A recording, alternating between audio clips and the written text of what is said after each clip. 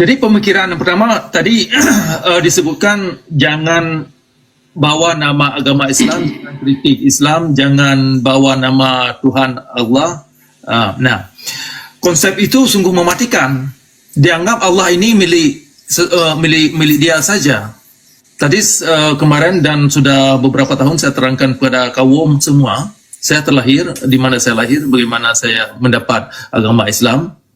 Nah, ketika kaum muda diajarkan untuk tidak mampu menerima kritik, untuk diajarkan memang yang pertama untuk tidak pakai akal, kemudian diajarkan untuk tidak mampu menerima satu analisa yang kritis. Nah, ini bagian daripada radikal ini yang membuat mereka tidak mampu mendengar satu ulasan atau satu argumen yang di luar daripada apa yang diajarkan. Nah, contohnya tadi Pak Tak adalah satu contoh sikap yang kawan-kawan di bawah ini sudah bisa mendengar sendiri dan juga bisa Anda dengar di rekaman-rekaman kita belakangan. Inilah yang saya tunjukkan contoh-contoh. Jadi contoh ini adalah fakta. Fakta ini tidak bisa Anda pungkiri. Nah, sikap yang ditunjukkan oleh Pak Tak tadi adalah umum. Bukan hanya satu orang di Aceh atau 2-3 orang. Bukan. Ini sudah jadi umum, sudah standar. Nah, kenapa ini menjadi poin penting? Karena bukan hanya sekedar di daerah yang sudah kental dengan agama, tetapi mereka-mereka yang keluar ke daerah Aceh misalkan, keluar tinggal di Eropa atau di Amerika, ketika mereka tinggal di Eropa, pemikiran itu mereka bawa. Nah, saya sudah banyak bergelimang dengan masyarakat Pakistan, masyarakat Afghanistan, masyarakat Mesir, masyarakat Bosnia, masyarakat Iran, masyarakat Malaysia, Indonesia. Jadi ada keserupaan pola pikirnya. Kenapa? Karena doktrinnya itu sama. Walaupun Anda duduk sama orang Pakistan, diskusi masalah ini, pola pikirnya itu sama. Kemudian juga Anda duduk dengan orang Islam yang dari Syria atau dari Nigeria, ya kan? Itu kan negara-negara yang berbeda. Warna kulitnya itu mereka berbeda, bahasanya berbeda.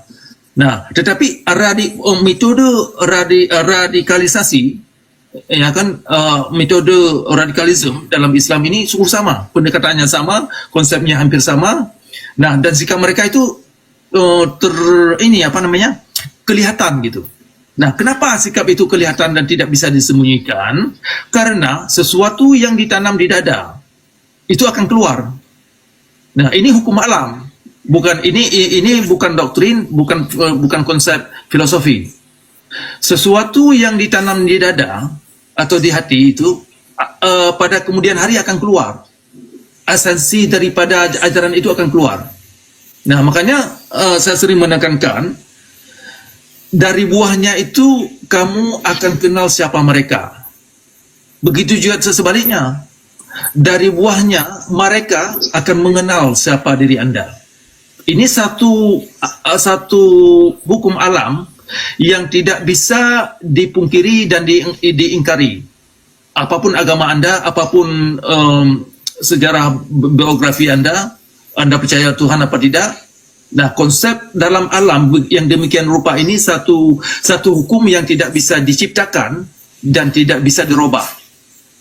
Nah, ini saya mengajak kawan-kawan yang dalam Islam ini untuk bisa mencerminkan yang saya katakan ini. Nah, dalam Al-Quran surah Qalam ayat 4 dan ayat 5 itu dikatakan, cuman bunyinya agak berbeda, tapi pada intinya ke situ, bahwasanya kebaikan seseorang itu adalah bentuk daripada apa yang ditanamkan di dada mereka. Nah, makanya ayat 62 dari surah Al-Baqarah kan dikatakan, mereka-mereka yang melakukan amal saleh, kerja-kerja baik, itu kan dikatakan itu manusia siapa saja, tidak dikatakan agama apa. Nah, tetapi kenapa ayat 62 dari surah Al-Baqarah itu orang Islam, terutama orang Ahlussunnah, menolak? Karena memang tujuan agama yang mereka anut Ahlussunnah bukan pada kebenaran memang. Nah, itu poin. Jadi sikap Pak Tak yang baru masuk tadi adalah salah satu bukti sikap yang mengacu umat kepada radikalisme atau radikalisme. Nah, radikalisme atau radikal, pemikiran radikal dan anarkis itu sangat terkait dengan pola pikir atau bentuk bagan ajaran atau doktrin yang saya terangkan waktu kita buka acara tadi. Nah, jadi kita ini akan terus mengangkat bukti-bukti lain, contoh-contoh di lapangan. Ya kan, contoh-contoh di lapangan, kenapa masyarakat Islam susah berkembang, kenapa masyarakat Islam tidak mempunyai emotional intelligence yang tinggi. Ya kan? Alasannya karena memang tidak diajarkan untuk bisa menerima kritikan yang kritis. Memang tidak diajarkan untuk membina, memberdayakan daya nalar. Nah, sehingga fungsi percaya buta dalam Islam itu menjadi pedoman atau menjadi bahan primer sebagai fondasi akidah. Artinya modal akidah adalah percaya buta. Nah, kalau pakai akal, pakai rasional seperti yang dikatakan Pak Asep tadi itu, mengingkari hukum alam, sebenarnya itu kan sikap-sikap kemunafikan. Nah, tetapi itulah bahan-bahan yang diajarkan di dalam wadah ortodoksi Islam. Yang saya maksud ortodoksi adalah pemikiran-pemikiran yang dilandasi oleh syariat atau syar'i. Nah, itu saya kira sekilas daripada bukti dan sikap radikalisme yang Anda bisa lihat sendiri live. Ini kan live ini Anda bisa lihat sendiri apa yang terjadi dalam komunitas Islam. Dan sekali lagi, sikap Pak tadi yang barusan turun adalah sudah umum, baik Anda di Indonesia, baik Anda di Malaysia, di Amerika, di Australia, di Eropa, sikap itu sudah umum. Makanya masyarakat Islam secara kolektif mereka semakin hari nampaknya semakin tidak relevan. Nah, karena sikap emotional intelligence itu, sikap untuk bisa menerima kritik yang memang bersandar kepada unsur alam atau fakta yang ada dalam alam ini, mereka susah menerimanya. Saya kira demikian, Pak Nabidong, sebelum saya menerima tanggapan yang lain. Oke, siap. Oke, saya sapa dulu ya teman-teman yang baru naik. Pak Enjoy, selamat malam Pak Enjoy. Pak Enjoy, Assalamualaikum. Malam juga abangku, waalaikumsalam juga Abang Jakra, sehat selalu dan bahagia selalu semuanya sahabatku. Silakan dilanjut, saya nyimak dulu abangku. Oke Pak, siap. Oke, saya ke Pak Muda ya. Pak Muda, selamat malam Pak. Silakan. Malam selamat Bapak. Malam. Ya, oke. Sebentar saya sapa dulu Pak Respi, Pak Respi Malik. Selamat malam Pak. Ya, malam juga abangku. Ya, oke Pak. Saya mungkin ke Pak Muda dulu ya Pak Respi ya, sebentar ya. Oke, Pak Muda mungkin ada tanggapan atau ada yang mau disampaikan, silakan Pak. Saya sampaikan berkali mau bertanya. Bisa, silakan. Oke. Jadi gini Pak, tiap tahun itu kan dari Indonesia banyak naik haji. Saya pernah lihat di satu konten di mana begitu jamaah haji ini sampai, entah dia laki-laki dan dia perempuan, mereka langsung disapa, selamat datang Pak Haji, selamat datang Bu Hujah. Nah, setelah mereka selesai melakukan ibadah, mereka akan kembali ke negara masing-masing dengan gelar yang sama saat mereka datang. Gelar itu yang saya tanyakan, gelar itu memang setiap orang yang beragama Islam ke Makkah naik haji, mereka harus dapat gelar itu, atau gelar itu sebagai tamu itu dilengketkan pada badannya mereka terus. Oke Pak Muda, sebentar. Itu aja yang saya tanya. Ya, oke, terima kasih Pak pertanyaannya. Tetapi sebenarnya pada kali ini kita masih di dalam topik psikologi radikalisme di dalam Islam. Masih, Oh gitu ya, saya nggak ikut dari ya, awal. jadi kalau Bapak Bapak tadi naik, menanya, saya pikir ya, kita tanyakan oke, Pak. secara atak aja gitu, nanti dijawab. Oh tidak Pak, gitu. Siapa? Jadi itu Oke, dulu. bisa Mungkin dijawab. nanti bisa nanti mungkin. Atau Pak Cakra Oke. mau jawab sedikit Pak. Pak Cakra mau jawab sedikit bisa. tidak itu tentang itu?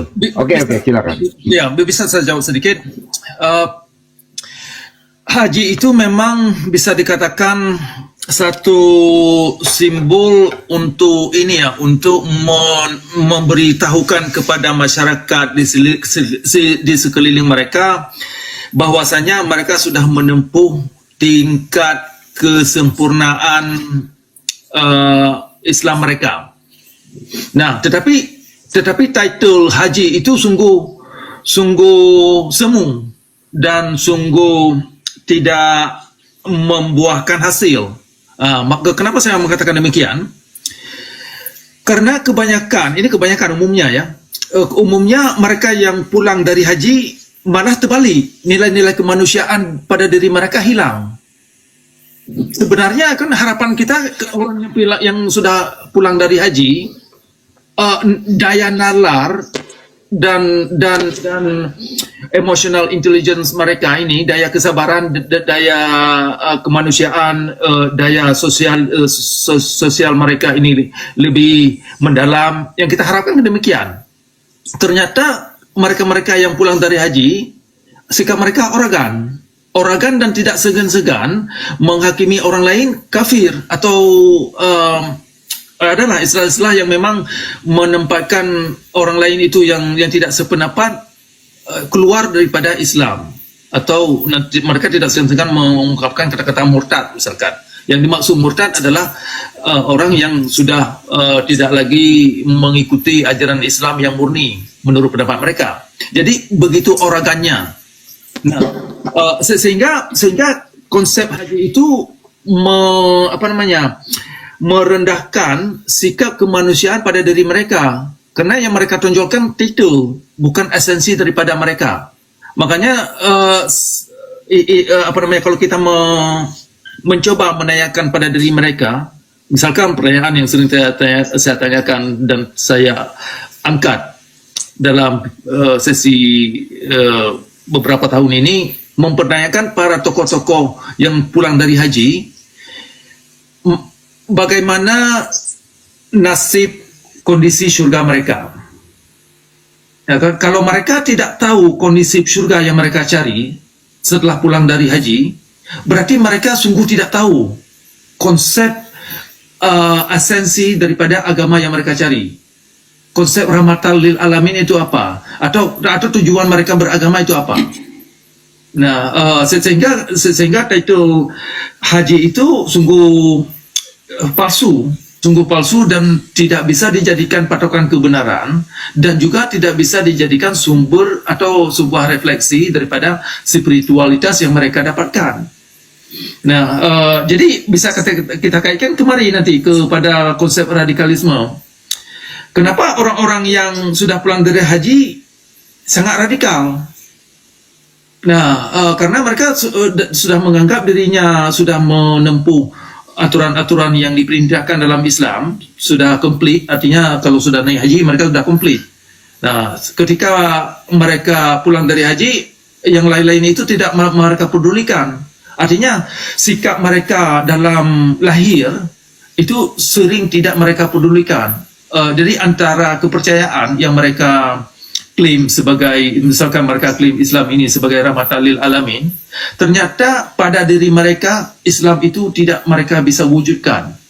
Bagaimana Islam rahmatan lil alamin yang mereka klaim? Nah, demikian juga misalkan mereka percaya bahwa Nabi Muhammad itu adalah orang baik-baik. Nah, jadi kok sikap mereka dalam lahir tidak menciptakan perangai Nabi yang baik pada diri mereka. Contohnya ini, contoh yang bagus sekali, syariat Islam. Nah, orang-orang yang ada di belakang syariat Islam adalah kebanyakan orang-orang yang sudah pulang dari haji. Ya kan? Timbul pertanyaan, kok tokoh-tokoh yang di belakang syariat Islam seperti Aceh yang sudah pulang dari haji, yang sudah mengklaim baca banyak buku, yang sudah malah mendapat gelar profesor dan gelar-gelar yang tinggi lah. Nah, tetapi kok dari lahirnya mereka memperagakan dan memamerkan sikap-sikap yang zalim dalam beragama. Nah, ada kaitannya dengan esensi daripada ajaran itu sendiri. Artinya dari ajaran itu sendiri memang tidak ada kepada hasil daripada yang mereka anut. Nah, jadi dari ajaran memang bukan ajaran yang mengacu kepada hasil yang bisa diwujudkan dalam alam. Nah, itu akan kita perdalamkan nanti sambil kita diskusi ini, poin-poin yang saya maksud ini. Tetapi sekilas itu adalah kenapa kok sampai orang-orang yang sudah mendapat haji masih bisa terradikalkan. Dan karena memang sudah termakan dengan doktrin yang begitu tebal yang susah mereka tinggalkan. Terima kasih Pak Muda tadi, pertanyaan sekira walaupun agak sedikit menyimpang tetapi ada kaitannya, bisa kita kaitkan karena ini sungguh menyeluruh sekira efek daripada radikalisme yang ada dalam Islam. Terima kasih. Silakan yang lain. Oke, makasih. Saya bisa satu lagi barangkali pertanyaan. Boleh ya. Tapi masih tadi psikologi tentang Islam ya. Bagaimana? Ya tadi Tentang moderatornya tentang psikologi tentang Islam ya. Psikologi tentang radikalisme di dalam Islam. Oh, radikalisme ini. Oh gitu, radikal ya. Ya. Yang saya mau tanya. Dulu, nanti mungkin bertanyanya mungkin nanti Bapak bisa skip dulu. Oke, lanjut ya. Selanjutnya. Jadi supaya nanti Bapak siap. bisa lebih menyiapkan dulu pertanyaannya, Pak. Oke, saya ke Pak ini dulu Kak, atasnya dari tadi Pak Respi sudah menunggu dari tadi. Ya Pak Respi, silakan Pak Respi. Izin bang. Ya silakan. Ya, assalamualaikum warahmatullahi wabarakatuh bang. Waalaikumsalam. Saya mungkin agak telat tadi bang, tapi berbicara tadi penyampaian abang ya, saya apresiasi. Namun ketika berbicara ada psikologi radikalisme di dalam Islam, ini sangat menarik sekali nih. Karena Islam ini kan harus radikal. Jadi radikalisme ini kan pemikiran yang sangat dalam. Kalau dalam Al-Quran itu dijelaskan orang-orang yang ulul albab atau orang-orang yang berpikir. Nah, tapi saya ingin bertanya ini bertanya mengenai tentang Islam ini yang ada di Indonesia ini gitu. Karena ketika Rasul datang membawa ajaran Islam dengan rahmatan lil alaminya, dengan Rabbul alaminya, tidak ada sekte-sekte gitu. Kemudian ketika datang ke Indonesia, nah terjadilah gitu, yaitu ada ormas-ormas, ada ormas NU, ada ormas Persis, ada ormas Syiah dan lain sebagainya, banyak terlalu golongan-golongan yang memang ada di Indonesia ini. Kemudian banyak juga kitab-kitab dan banyak juga sejarah-sejarah yang ada di Indonesia ini. Sementara sejarah itu kan bang diciptakan dan dibuat oleh para penguasa. Nah, adapun keaslian daripada sejarah itu kita belum tahu bagaimana keasliannya, karena dibuat oleh para penguasa. Yang benar bisa menjadi tidak benar, yang tidak benar bisa jadi benar. Nah, makanya ini perlu kita kaji sangat radikal, harus kaji sangat mendalam dan mendasar terkait Islam yang sebenarnya itu kemana, dan arah kebijakan Islam ini mau dibawa kemana gitu. Kalau berbicara tentang tatanan Islam, karena sekarang juga Islam itu tersekte dan tersendat oleh beberapa negara. Kalau melihat sistem keagamaan yang sekarang bagus, menurut saya itu adalah Kristen. Dia itu ada pemimpin sedunia. Kalau Islam tidak ada, itu bagusnya Kristen. Nah, ini perlu kita kaji bersama bahwa Islam hari ini yang sebenarnya seperti apa. Karena ketika diterima oleh saya sendiri sekarang, Bang ya, Islam ini tersekte dari NU, dari Persis, dari Muhammadiyah kalau di Indonesia, dari Syiah, dari golongan-golongan lain banyaklah di Indonesia ini. Nah, kemudian banyak sejarah-sejarah juga yang membenarkan terkait hal itu. Kemudian hadis-hadis dan lain sebagainya. Nah, menurut persepsi Abang mengenai hal itu seperti apa? Itu mungkin Bang yang ingin saya tanyakan. Terima kasih Bang. Baik, menarik. Jadi persoalan radikalisme di Indonesia secara psikologis itu tidak hanya di Indonesia. Jadi konsep dan bagan atau struktur radikalisme yang terjadi di Indonesia itu sudah memang kita lihat banyak terjadi dari negara lain. Konsepnya sama, pendekatannya sama, hasilnya sama. Nah, saya sudah banyak bergelimang dalam komunitas yang berbagai warna kulit, orang-orang Islam yang berbagai warna kulit, karena di Amerika ini masjid yang macam-macam, hanya dari 5 menit kita dapatkan macam-macam ragam masjid. Nah, salah satu kesamaan di antara masjid Afghanistan, masjid orang Malaysia, masjid orang Indonesia, masjid orang Nigeria, masjid orang Syria, masjid orang di Timur Tengah, salah satu kesamaan adalah pendekatan radikalisme. Kenapa sama? Karena konsep kitab yang dipegang sama. Nah, jadi yang terjadi di Indonesia adalah tidak begitu jauh beda apa yang terjadi di komunitas Muslim di tempat lain, baik itu di negara Barat atau di negara-negara lain. Nah, makanya kaum Muslim walaupun mereka ada di Amerika, itu kalau mereka terradikalisasikan, setelah diradikalkan, itu sikap mereka sama. Makanya secara global, secara kolektif, masyarakat Islam tidak bisa banyak ambil andil untuk membuat kontribusi kepada masyarakat dunia yang signifikan. Karena mereka terjebak dalam kekerasan dalam beragama yang di satu pihak, kemudian terjebak dalam halusinasi konsep agama Islam pernah terjadi Islam keemasan masa lalu yang tidak bisa dibuktikan. Nah, jadi mereka ternyata terbenam dalam konsep masa lalu. Pada saat yang sama, kalau kita tanyakan, kenapa konsep masa lalu yang kalian agungkan sebagai keemasan Islam tidak bisa kamu aktualisasikan sekarang, pada dirimu sekarang?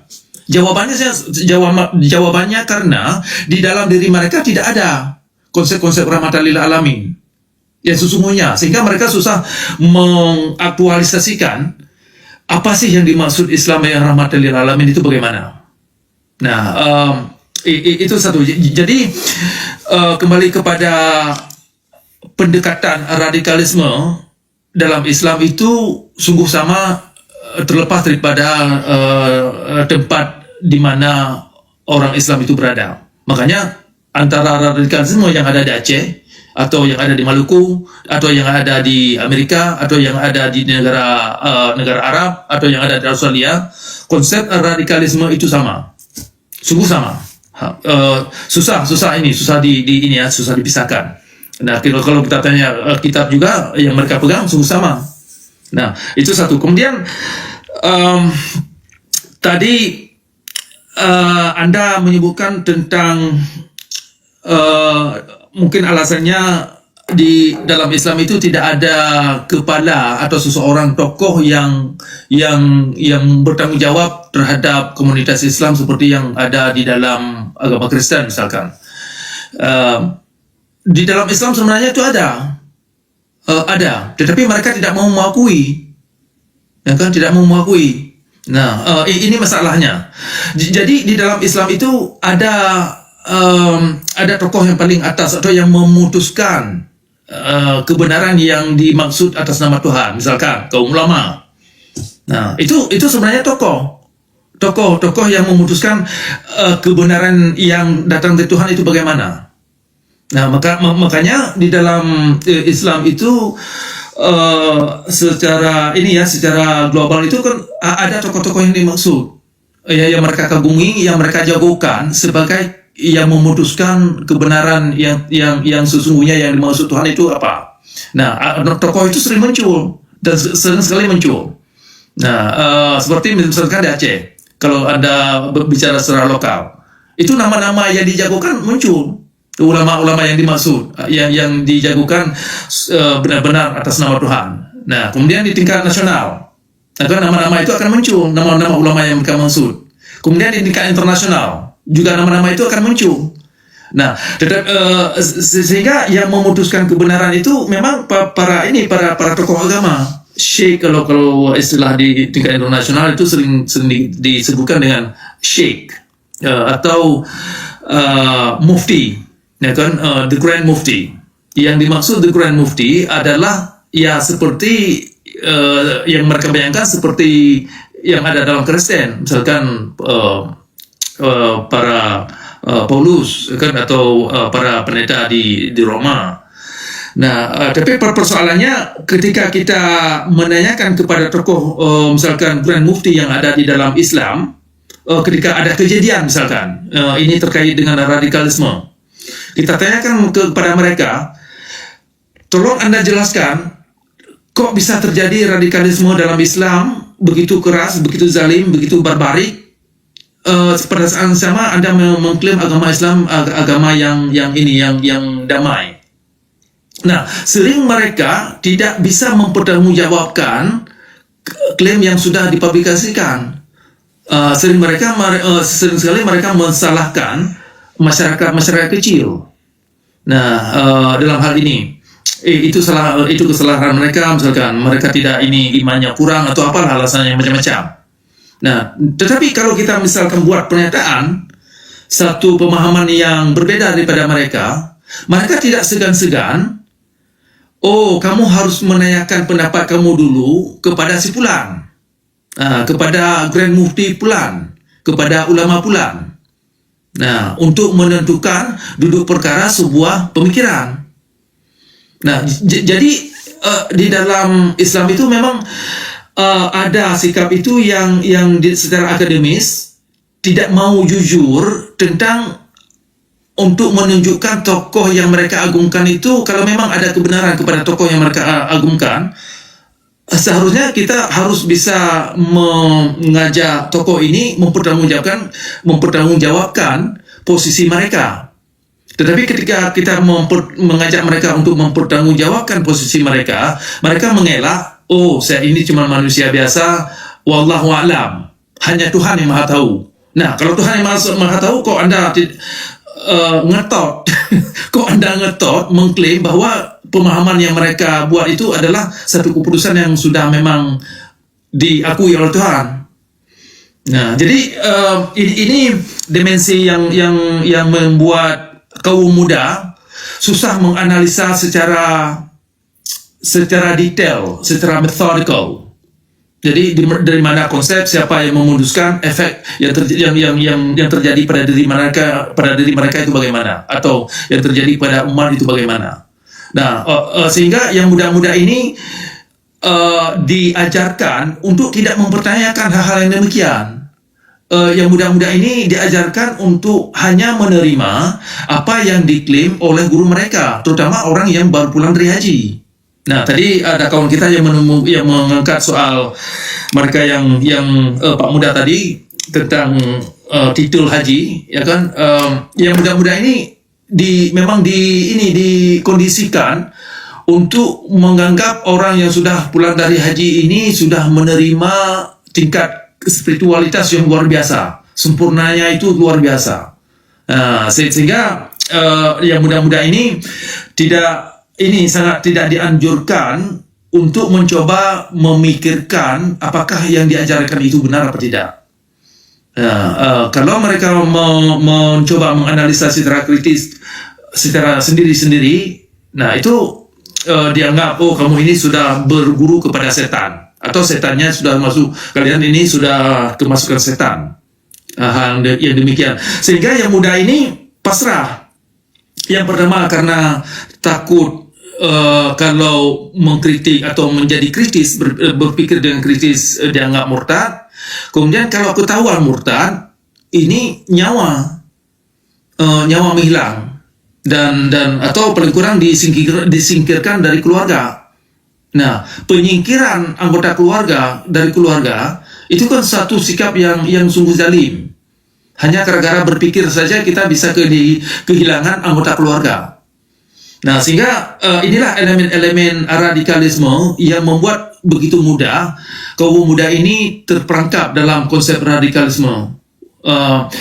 Makanya ini kan secara, kalau Anda pikirkan secara ini ya, secara pelan-pelan dan secara teliti dari proses alam, sebenarnya kaum muda-muda yang sudah tenggelam dalam radikalisme, pada mulanya mereka ini anak baik-baik pada mulanya.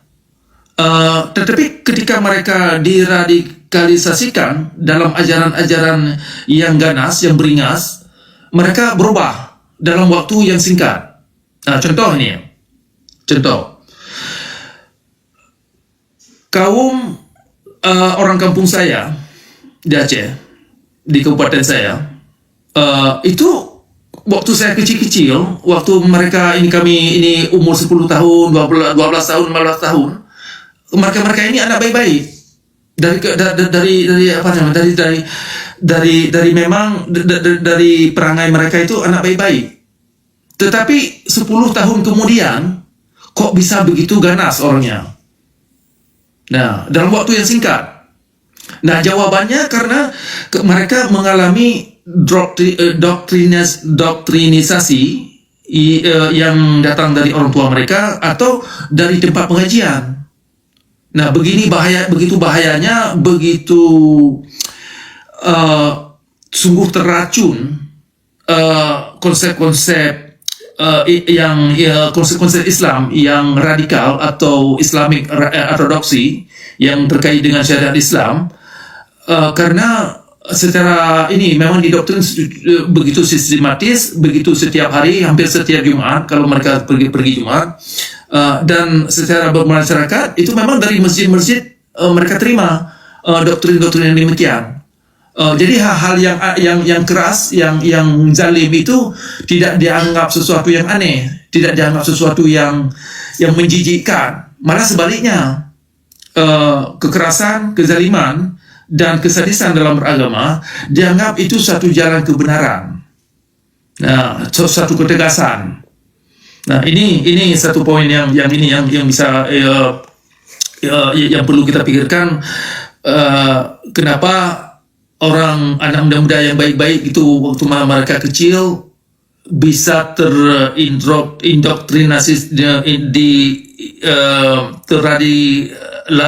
terradikalisasikan dengan ajaran-ajaran yang cukup sederhana sebenarnya. Ya, itu karena metodenya sungguh tajam. Ketika saya katakan tajam, yang saya maksud adalah ganas. Keganasan itu. Iya, silakan, Pak. Berarti Bang, radikalisme itu di dalam Islam tidak boleh gitu banget, apa gimana? Bukan, radikalisme dalam Islam itu dalam payung syariat Islam itu wajib. Kenapa saya katakan wajib? Kenapa saya katakan ini sangat fundamental?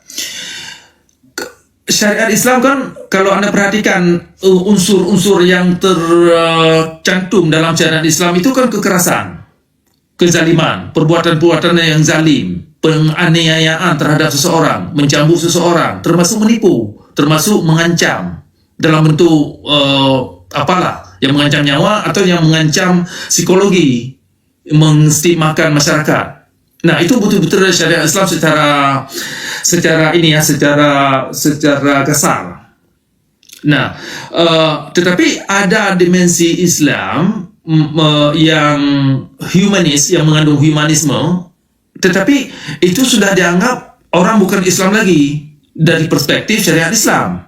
Makanya dalam Islam itu, kalau kita duduk sama kelompok orang yang sudah menganut ortodoksi atau Islam yang harus ada syariat Islam, mereka tidak menganggap Muhammadiyah itu orang Islam atau orang-orang yang tidak mau menerima syariat Islam atau perlakuan-perlakuan cambuk orang, misalkan menganiaya orang, membatukan orang hingga mati, pokoknya kerja-kerja yang demikian lah. Nah, kalau orang Islam tidak menerima ajaran Nabi yang demikian, itu sudah dianggap bukan orang Islam yang serius. Nah, jadi ini di sinilah hal yang sungguh mematikan akal pikiran. Kok bisa kerja-kerja yang demikian dianggap suatu kebenaran yang datangnya dari Nabi? Nah, memang dari kitab hadis memang diterangkan demikian. Nah, tetapi kalau kita lihat Nabi itu yang digambarkan oleh Ahlussunnah kan hanya bayangan hantu, ya kan? Jadi kandungan narasi yang ada dalam kitab itu di atas namakan, datangnya dari si fulan, dikabarkan dari si fulan, didengarkan pulang-pulang, disangka dibilang pulang-pulang. Nah, demikian kan, sehingga disimpulkan pulang-pulang. Nah, padahal Nabi itu sendiri, Nabi yang dimaksud yang ada dalam Ahlussunnah tidak mengeluarkan satu hadis pun dari dia sendiri. Jadi menjawab pertanyaan Anda, radikalisme atau mengradikalkan umat dalam ranah atau koridor syariat Islam itu mesti dan harus. Makanya ada pemaksaan, makanya ada misalkan ini sebagai bukti ya, kemarin kan ada bulan puasa. Nah, perlakuan tokoh masyarakat, tokoh beragama memperlakukan orang yang buka warung sehingga disita peralatan masak, itu kan satu perwujudan atau satu ekspresi yang dituangkan oleh tokoh agama. Beginilah cara Nabi beragama. Nah, jadi memang dipaksa demikian, sehingga lambat laun masyarakat terbiasa dengan perlakuan-perlakuan demikian. Jadi persoalan memaksa dan ancam-mengancam tidak dianggap hal yang aneh. Demikian juga nanti ada penggoroyokan terhadap masyarakat yang terjadi beberapa tahun yang lalu di Biren, kalau di Aceh itu seorang guru agama dengan beberapa anggota masyarakat itu tewas hanya gara-gara sedikit berbeda pendapat. Nah, sekarang beberapa bulan yang lalu Pondok Muhammadiyah di Samalanga di Aceh itu dibakar. Persoalannya kan gitu juga, hanya sedikit berbeda pendapat. Nah, jadi memang secara doktrin, secara ortodoksi, Islam yang ortodoksi memang diajak manusia untuk keras, untuk kepada kezaliman, kepada kemungkaran. Makanya konsep konsep amar ma'ruf yang sering Anda dengar di publik, kelihatannya amar ma'ruf itu mengajak manusia kepada kebaikan. Itu yang mereka pamerkan. Ya mereka bilang, ya kan, tetapi dalam perbuatan mereka ternyata terbalik. Nah, makanya keterbalikan konsep atau istilah-istilah yang digunakan dalam mengradikalisasikan kaum ini sungguh banyak sekali. Nah, sehingga yang muda-muda ini tidak ada ruang untuk bisa menganalisanya sendiri. Sudah begitu bingung, sudah begitu takut, sudah begitu trauma, sehingga mereka pasrah. Dan nyawa mereka sendiri pun mereka rela. Ya kan, mereka tidak lagi menghargai nyawa sendiri, apalagi untuk bisa menghargai nyawa orang lain. Nyawa dia sendiri tidak dia hargai. Nah, begitu bahayanya radikalisme dalam Islam, begitu bahayanya syariat Islam, karena antara radikalisme dan syariat Islam adalah dua sendi yang tidak bisa dipisahkan.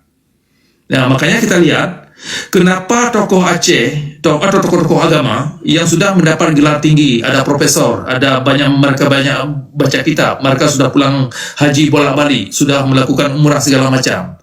Tetapi kenapa nilai-nilai kemanusiaan pada diri mereka hilang?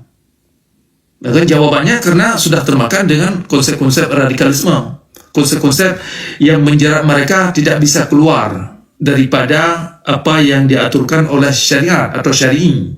Ya, begitu. Terima kasih Pak, pertanyaan menarik, bagus. Ya. Nah, tadi kata Abang bahwa radikalisme dalam Islam itu bagus dan harus, kan, wajib. Nah, seperti ada yang tidak puasa diobrak-abrik lah, yang tidak puasa kita ingatkan. Nah, Berarti kalau seperti itu Bang, bahwa Islam ini keras, bahwa Islam ini memaksa, dan bahwa Islam ini tidak humanis kalau seperti itu. Justru kalau menurut saya Islam ini disebarkan dengan rahmatan lil alamin, kesadaran dan kerasionalan daripada manusia itu tersendiri. Karena ketika Rasul datang juga ke Mekah, ke Madinah, bukan secara pemaksaan dan lain sebagainya, tapi kerasionalan berpikir Rasul menyampaikan kepada manusia sehingga dipercaya bahwa Islam ini humanis gitu. Gak ada Bang sejarahnya, gak ada ceritanya di zaman Rasul itu orang diobrak-abrik sana sini gitu. Itu Bang. Baik, ada dua dimensi yang baik, ada dua dimensi yang Anda katakan itu yang perlu kita luruskan, sehingga kawan-kawan di bawah yang mendengar bisa mengerti duduk perkara dua buah pemikiran. Ini penting ini. Sering dalam dakwah itu dipamerkan konsep rahmatan lil alamin, konsep Nabi sungguh baik, konsep Nabi tidak keras, konsep Nabi untuk membawa umat kepada pencerahan, kepada kehidupan yang terang benderang. Nah, itu kalimat-kalimat yang sering muncul di dalam khutbah, di dalam ceramah, baik itu di bulan puasa atau di acara-acara keagamaan dalam Islam. Itu yang pertama, atau kalimat di antara kalimat pembukaan. Nah, kalau Anda perhatikan ceramah mereka, setelah mereka mengatakan demikian, beberapa menit kemudian mereka mengutarakan syar'i. Syar'i artinya perbuatan-perbuatan zalim, perbuatan-perbuatan yang mengajak kaum kepada kekerasan. Nah, jadi antara pembukaan kalimat yang mereka tuangkan dalam public speaking atau dalam pembicaraan umum, dan ketika kemudian kita mendengar kembali narasi mereka, konten atau isi daripada khutbah mereka, di tengah-tengahnya itu ternyata kok mengajak umat ini mengacu kepada pembodohan, kepada kekerasan, kepada kezaliman.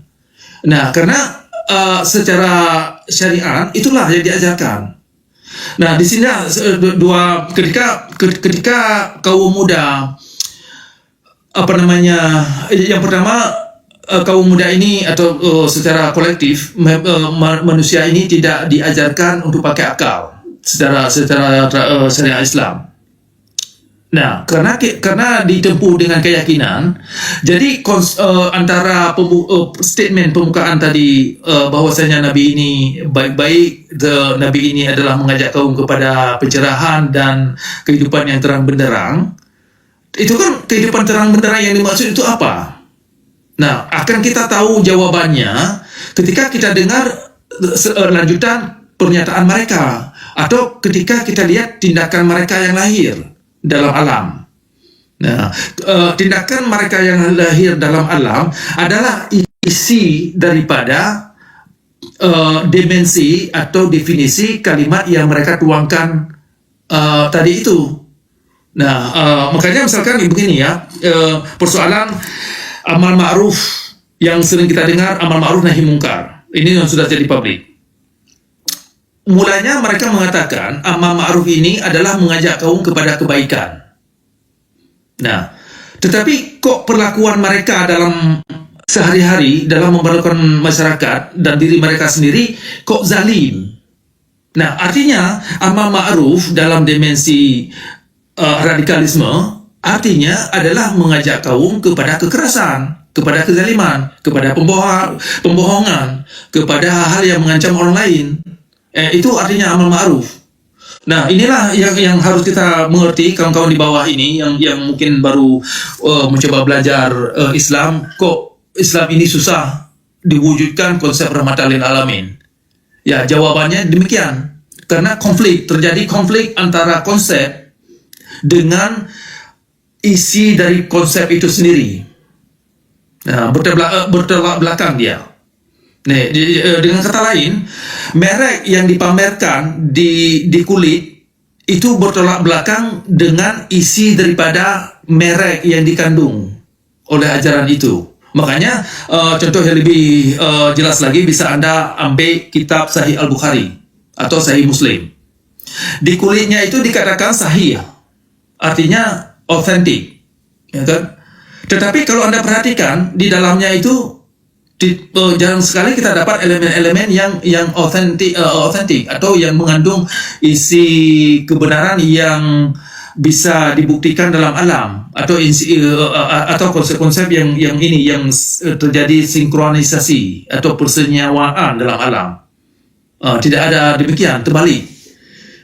Sehingga disinilah masyarakat Islam tertipu dan terjerat dalam dogma buta yang sungguh mengerikan dan sungguh seram.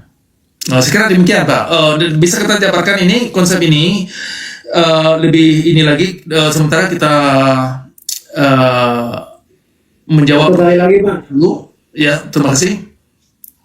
izin Bang, yang ini Bang, satu sekali lagi Bang ini Bang. Ya, Terkait konsep tadi Abang amar ma'ruf nahi mungkar ini dibawa ke arah radikalisme itu adalah ketika ada yang kezaliman, ketika ada yang berbuat dosa dan lain sebagainya, kita berada di sana gitu. Nah, konsep daripada amar ma'ruf nahi mungkar di sini gitu kan, pertama adalah menyebarkan kebaikan. Gitu kan, mengajak kebaikan di sini itu adalah kita memberi kepada fakir miskin, adalah kesejahteraan bagi masyarakatnya, adalah keadilan bagi masyarakatnya. Amar di sini kan perintah. Kalau perintah itu dari seorang pemimpin berarti Bang, dari seorang pemimpin. Nah, berarti yang bisa melegalisasi amar ma'ruf nahi mungkar itu adalah dari seorang pemimpin. Karena perintah itu dari seorang pemimpin, tidak bisa seorang muslim menghakimi sendiri gitu Bang. Karena amar ma'ruf nahi mungkar ini, ketika kita ada sebuah kesalahan di umat muslim juga, kita tidak boleh menjudge langsung, kita menghakimi sendiri. Karena amar ma'ruf itu, perintah itu sesuai dengan dari pemimpin. Itu Bang konsepnya. Ketika itu sebuah kebaikan, nah kita ajak kepada kebaikan. Itu perintahnya. Itu mungkin Bang. Kalau menurut saya tadi Abang terlalu mungkin diarahkan kepada kepribadian itu muslim tersendiri. Ketika kita melihat, kita langsung menghakimi tersendiri. Nah, itu Islam itu tidak tidak adil kalau seperti itu Bang. Baik, terima kasih. Yang saya klaim tadi itu, ketika saya mengatakan definisi terbalik, itu bisa Anda pelajari sendiri. Kalau Anda meragukan apa yang saya katakan, tolong pelajari kitab hadis Sahih Al-Bukhari, Sahih Muslim, kitab fikih, termasuk elemen-elemen yang terkait dengan pendapat mazhab yang terkait dengan syari'i atau syariat Islam. Nah, kalau Anda tidak mengerti syariat Islam, elemen-elemen yang terkandung dalam syariat Islam ini, mungkin Anda agak sedikit susah menggambarkan kok bisa Islam begitu bisa zalim, begitu bisa tidak manusiawi. Nah kan, karena yang Anda dapat adalah mungkin dari percakapan-percakapan yang memang dalam dakwah umum yang sekilas memang kedengaran tergiur kita. Jadi makanya diskusi ini saya mengkaitkan antara slogan atau antara statement pernyataan yang dikeluarkan kepada publik dibandingkan dengan kandungan daripada statement itu sendiri. Nah, jadi ketika Anda pelajari secara mendetail yang dikandungkan statement dalam hal ini, misalkan konsep amal ma'ruf nahi mungkar tadi Anda katakan.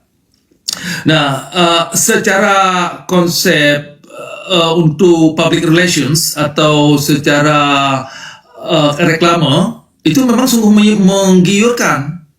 Nah, yang jadi masalah sekarang ketika kita masuk ke dalam konten atau ke dalam kandungan ajaran itu sendiri. Misalkan syariat Islam yang sudah menjadi publik, bisa Anda buat analisa sendiri. Di dalam syariat Islam itu bukan mengajak umat kepada sehingga hati kita ini halus. Syariat Islam mengajak kita ini agar hati kita ini keras, beringas, suram, ya kan, dan mengerikan. Itu inti syariat Islam. Syariat Islam bukan untuk mengajak orang kepada kebenaran, kepada unsur-unsur yang faktual dalam alam. Syariat Islam bukan mengajak orang agar bisa jujur, berani berpikir, berani menerima kenyataan apa yang ada dalam alam. Bukan ke situ. Nah, syariat Islam sebaliknya mengacu umat kepada pembodohan, kepada ignorance.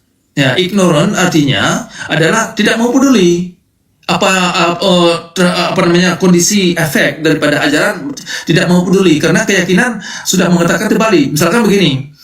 Kalau ada seseorang yang jahat dalam beragama atas nama Tuhan berdasarkan kitab yang mereka pegang, mereka tidak mau peduli efek yang terjadi pada diri mereka, karena secara doktrin sudah mengajak mereka untuk menerima hal yang buruk itu artinya baik, ya kan? Jadi terbalik memang. Nah, disinilah yang susah. Disinilah yang membuat umat Islam susah untuk memperbaiki diri. Susah memperbaiki diri karena di dalam doktrin tidak ada mekanisme. Yang pertama, tidak ada mekanisme untuk bisa jujur pada diri sendiri. Tidak ada mekanisme bagaimana kita mewujudkan satu hasil yang faktual dalam alam. Nah, kalau kita mau jujur, maka hasil yang diamalkan itu atau yang dianut itu harus menerima kenyataan hasilnya, bagaimana hasil evaluasi itu baik atau buruk bisa dikoreksi. Nah, karena tidak ada konsep ini dalam ajaran Islam, sehingga masyarakat Islam susah memperbaiki diri.